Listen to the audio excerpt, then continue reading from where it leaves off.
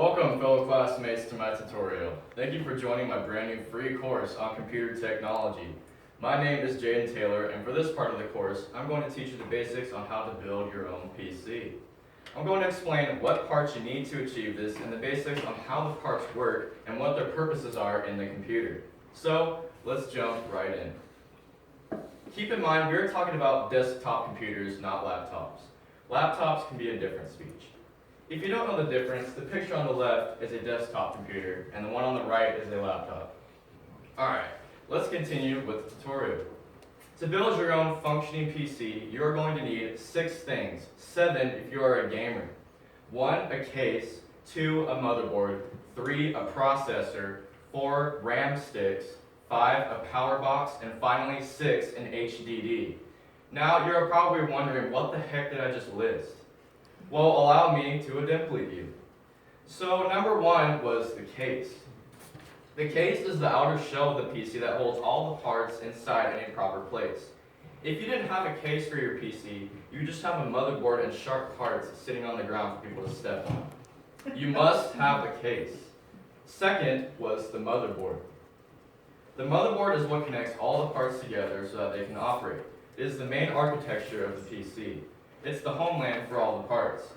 Third was the processor. The processor is the brain of the computer.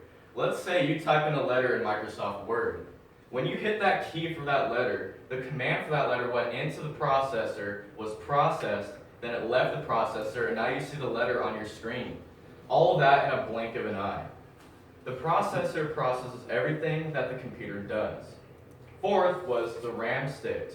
RAM stands for Random Access Memory. RAM sticks are basically keys for a locked door. Let's say you want to access a file on your internal hard drive. RAM extracts data from the hard drive so that you can use it.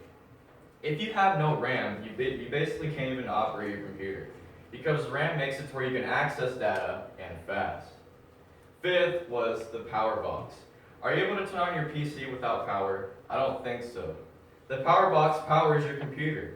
You need electricity to power your PC. Maybe there are aliens out there who can teach us functioning computers with no power.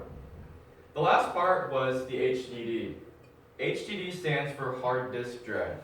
This is your internal hard drive.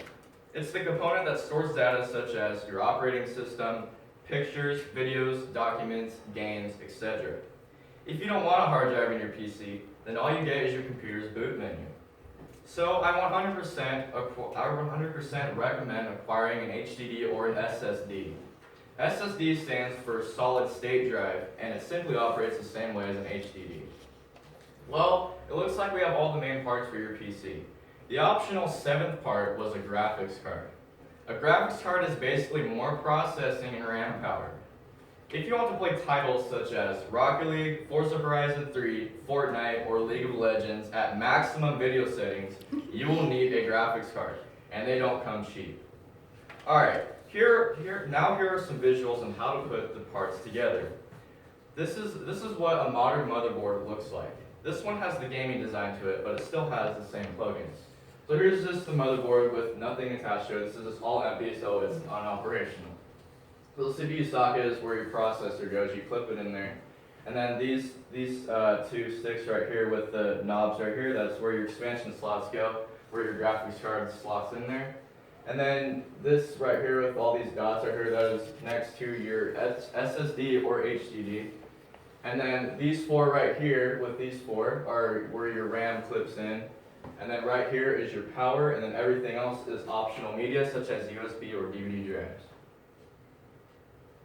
Now you know the basics on how to forge your own PC. Oh yeah, I forgot to say, now you screw it into your case now. Here are a few accessories that you can get for your PC too. Fans or liquid cooling, DVD drives, SD card, and or USB readers, floppy disk readers, etc. There are a variety of ways you can customize your PC, or even your whole desktop setup. But be careful what parts you buy, because you don't want to buy parts from the 90s or parts that are not compatible. If you want to be a crazy PC gamer with the highest specs on your computer, you're going to need a loan from the bank. Because here are the best and the most expensive parts out there. Just take a look. Your total would be about $4,150 US. Also, if you're including 3 4K curved monitors, best accessories, best headphones, best gaming chair, etc., your total would elevate to about 5,000 or 6,000 US. I know, it's expensive, but take a look at these setups with that kind of money.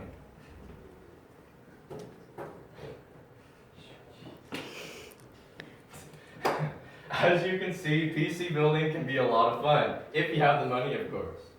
It doesn't have to be the best parts, but you get how it works. I really enjoyed putting this speech together, and I hope you were dazzled hearing about the spectacular realm of computers and technology. I cannot wait to share more with you in the midst future, and I also hope that you enjoyed this part of my free course. For now, shutting down. Thank you.